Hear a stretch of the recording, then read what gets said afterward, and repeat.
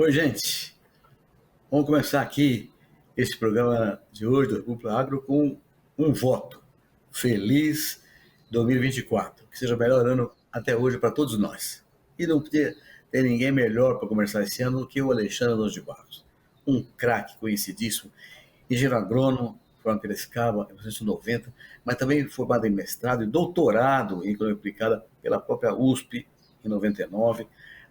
O Alexandre foi professor da Exalc, da Getúlio Vargas, da Dom Cabral, e tem uma vida acadêmica, portanto, muito intensa e muito reconhecida.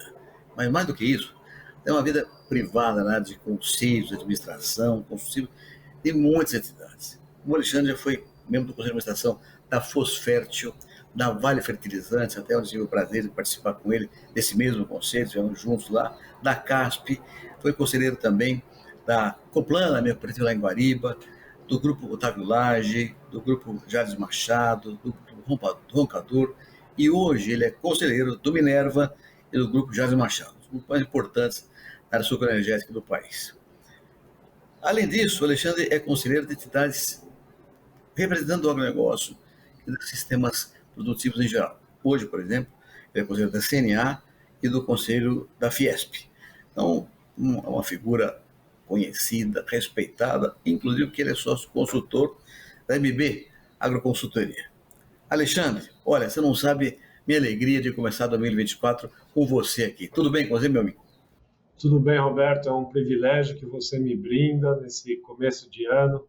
Muito obrigado, você é sempre gentil, você é uma pessoa que sempre me apoiou também. Foi meu chefe na Getúlio Vargas, eu tenho esse privilégio no meu currículo. Chefe então, nada, Alexandre. Nunca fui teu chefe, nós somos só colegas e amigos sempre. Legal. Alexandre, bom, estamos começando mais um ano aqui, né?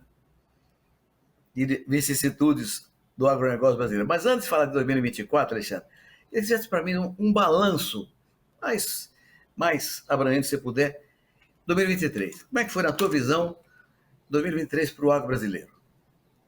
Olha, foi um ano espetacular em termos de números de safra, né, Roberto? Nós tivemos a maior safra da história, né? Colhemos, nos nossos números aí da MB Agro, 164 milhões de toneladas de soja, um volume recorde. O Brasil superou, né, os Estados Unidos e a Argentina somados pela primeira vez na história. Tivemos uma safrinha exuberante, né, a gente trabalha aqui acima de 105 milhões de toneladas. Portanto, foi o ano da super safra, digamos assim, né? O que obviamente é excelente, né? Tivemos uma renda agrícola por conta de volumes muito expressivos, muito grandes.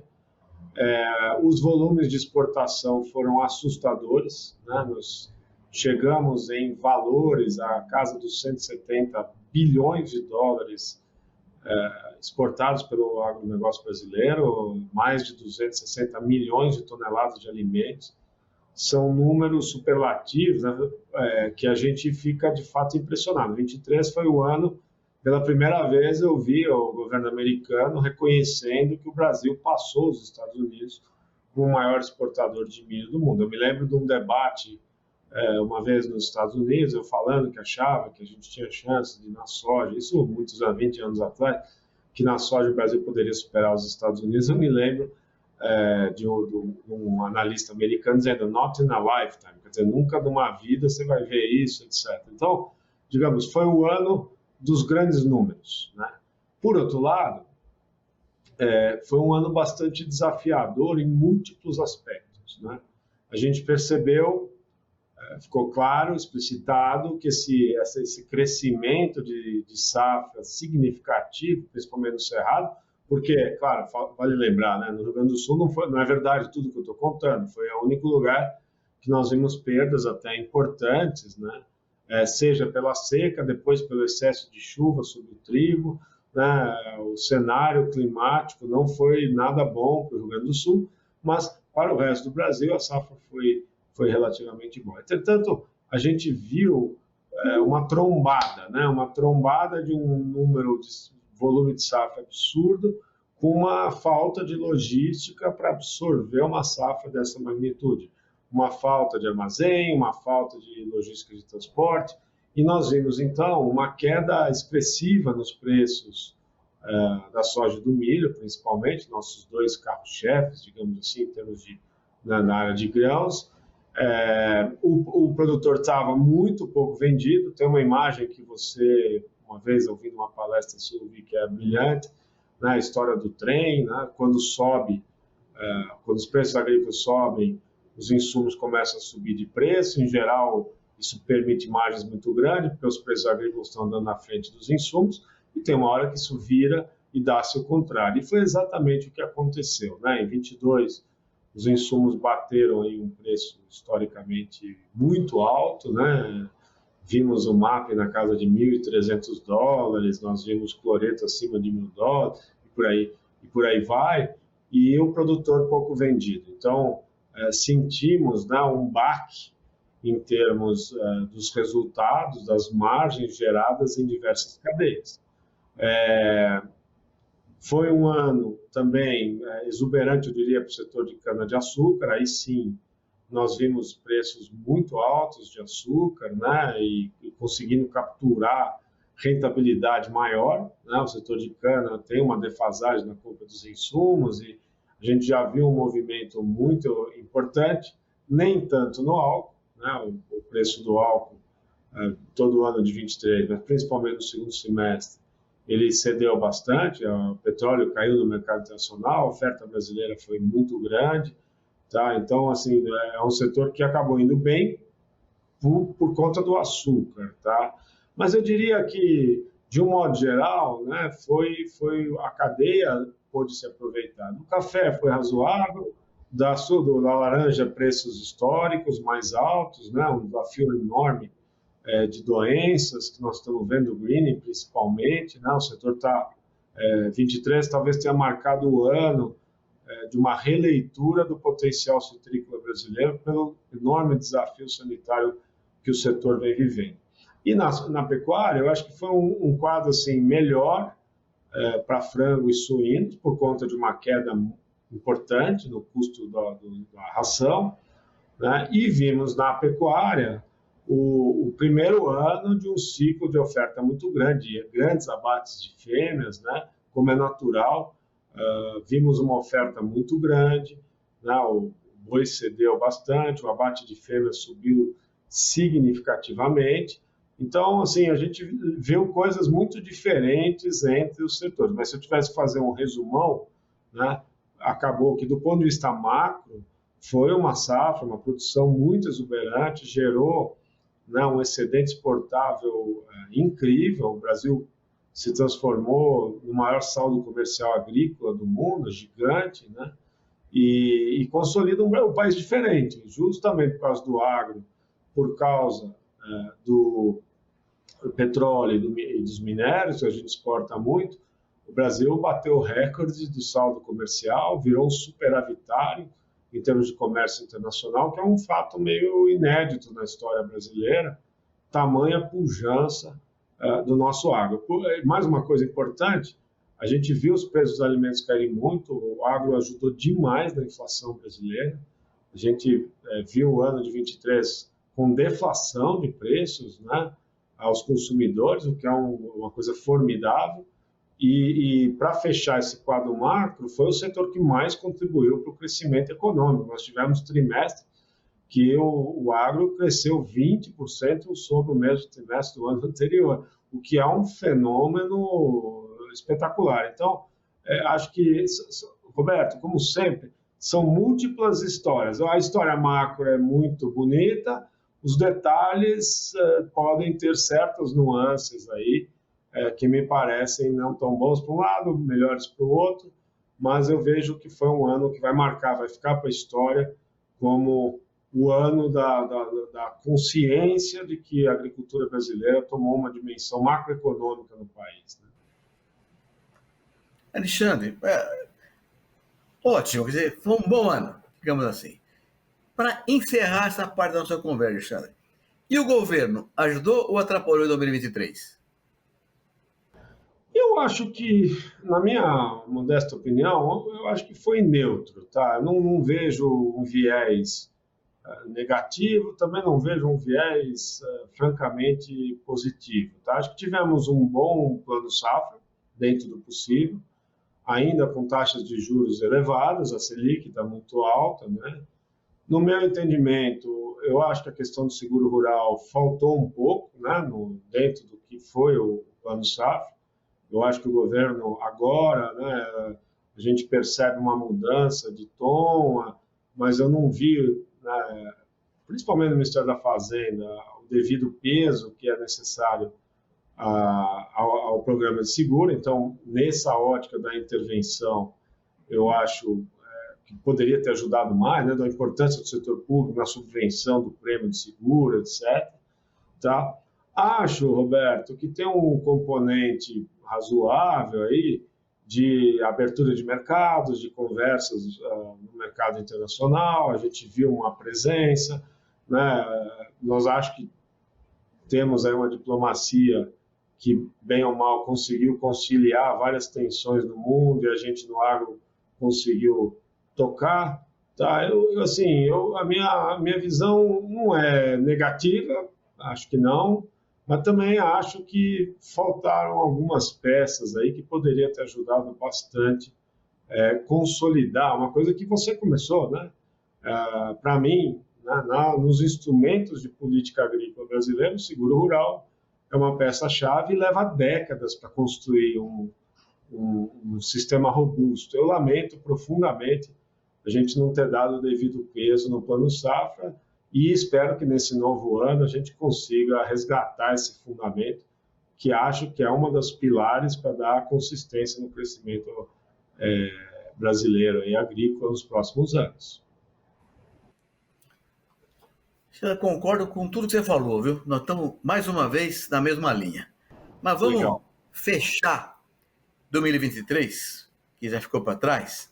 Vamos fazer um intervalinho curto, Alexandre, e voltamos já para você falar de 2024. Até já, voltamos num instantinho.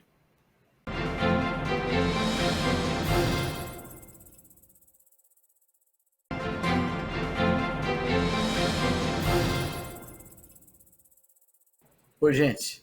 Estamos abrindo aqui o República Agro 2024 com a melhor pessoa possível para esse negócio, que é o Alexandre Nunes de Barros. O Alexandre, primeira parte do programa, fez uma boa análise de 2023, mostrou que foi um ano bom, de maneira geral.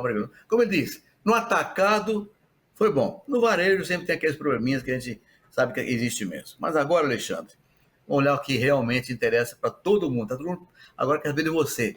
E 2024, Alexandre, como é que vai ser? Boa, Roberto. Aí nós estamos diante de um cenário, me parece, bastante complexo, né? Por quê? Ano de El Niño, ano que começou com El Niño, eu qualificaria bastante forte. Nos meus 30 anos de vida profissional aí como analista de mercado, eu acho que foi o pior começo de safra da minha vida profissional, pelo menos no Mato Grosso. Raríssimo termos problemas climáticos no Mato Grosso, mas a verdade é que as chuvas demoraram muito para chegar no ano passado, chegaram de maneira extremamente irregular. Nós vimos um avanço do plantio, tendo que fazer um replantio recorde, são números superlativos, talvez da ordem aí de 700 mil hectares ou até mais, dependendo, né, se nós somarmos todos os estados, é possível que tenha sido um número maior. Em toda, como a gente bem sabe, em anos de El Niño, toda a área do Maranhão, Piauí, Tocantins, Bahia, sofre uma pressão de chuvas também mais tensa. Houve um atraso no calendário de plantio relevante do Maranhão, Piauí e Tocantins, claro, não chovia, os produtores foram atrasando. Na Bahia houve um avanço expressivo do plantio e, portanto, o risco climático já começou a bater mais cedo, né? E, no meu entendimento, ainda é cedo, porque tem muita coisa para nós avaliarmos, mas me parece que já houve, né, uma perda importante no volume de soja colhida do Cerrado. Eventualmente teremos problemas aí na safrinha, a depender do andamento do clima. Os meteorologistas estão dizendo para a gente que o El Niño está perdendo força, isso acho muito bom para as áreas do Cerrado, tá? E a gente, então, traz uma preocupação dos volumes a serem produzidos pelo Brasil. Provavelmente são números menores, o Brasil é muito grande hoje, afeta a safra internacional, o preço do milho no Brasil já esboçou uma reação por todos os riscos, né? Nós dependemos fortemente de uma safrinha para abastecer o Brasil e, claro, tudo que começa meio confuso, né, torna um pouco mais difícil alinhar os astros e termos uma safra grande como a do ano passado. Eu, particularmente, acho difícil que isso aconteça. E a renda, Alexandre? Bom, e a renda? A renda. O que eu acho, Roberto, que é curioso, como tudo na vida, é complicado, né? A perda de volume brasileiro, Roberto, implica em preços mais altos, né? O milho já subiu de preço, a soja, né? O Brasil é muito relevante, tende a ter um preço melhor do que estava desenhado, por uma outra super safra brasileira traria seguramente o problema.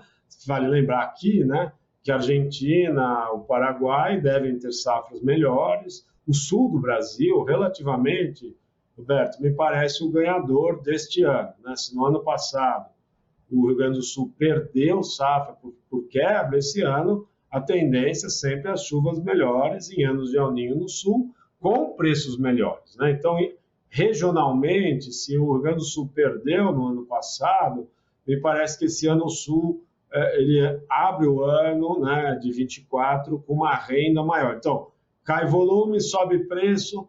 Nas nossas contas, a renda agregada, corrigida pela inflação, é muito parecida com a renda bruta, né, do ano passado. Entretanto, Roberto, vale aqui um ponto, né? Em 22, os preços dos insumos estavam altíssimos, né? Aí a renda caiu, porque os preços caíram bastante, relativamente ao que foi a renda de 22 e de 21, nas nossas contas. E esse ano a gente vai ter uma renda não muito diferente do ano passado, né? Menos volume, mais preço, mas fizemos essa safra num custo mais baixo. Então, potencialmente, a margem gerada esse ano, para quem colhe bem, evidentemente, é uma margem melhor do que nós vimos em 23. Tá? Então, não tem grandes crescimentos de PIB, não tem grandes crescimentos de produção, ao contrário, provavelmente é um recuo nas nossas safras de grãos. Por outro lado, mais preço acaba defendendo uma renda, e acho que teremos uma renda alta esse ano ainda. Quando eu falo alta, gente, é comparando com a nossa história, né? Nós estamos nos anos de renda mais alta da nossa história por decorrência de uma combinação do real ter continuado ao redor de 5 por dólar e as commodities em dólar terem subido de preços. Tá? Então, é um momento histórico de renda no Brasil. A gente que fica analisando 20, 30 anos de história é bastante importante, Roberto. E as carnes, Alexandre? Bom, a minha visão, assim, aves e suínos, Roberto, leite, eles vão enfrentar um custo de grãos, essas cadeias vão enfrentar um preço da ração um pouco mais alto. Tá? Evidentemente, depende muito do tamanho da safrinha, os riscos climáticos, nós estamos no começo do ano, ainda tem muita água para passar debaixo da ponte, tá certo? Mas, em tese, subiu um degrau. Se a safrinha vier minimamente bem, o clima, né, o aninho perdendo força, o cerrado volta para um clima mais perto da média, temos chance de subir um degrau e ficar num patamar ainda, eu diria, razoável. Agora, evidentemente, se a safrinha frustrar mais, a gente tem que corrigir essa nossa afirmação aqui. Mas, sem sombra de dúvidas, haverá um degrau a mais no custo da dieta. Por outro lado, eu sigo razoavelmente otimista com o preço de carnes. Tá? Eu acho que o Brasil tem conseguido ocupar um espaço internacional relevante. O setor de aves ele vem produzindo de maneira mais contida, sem grandes arroubos de crescimento, até porque, gente, no ano passado, a exportação em volume de frango cresceu 7%, e nós somos os maiores exportadores do mundo. Foi um absurdo. Quer dizer, quanto mais carne você vai colocando no mundo, também isso pode afetar o preço. Então, a nossa indústria está trabalhando, acho eu, de uma maneira consciente.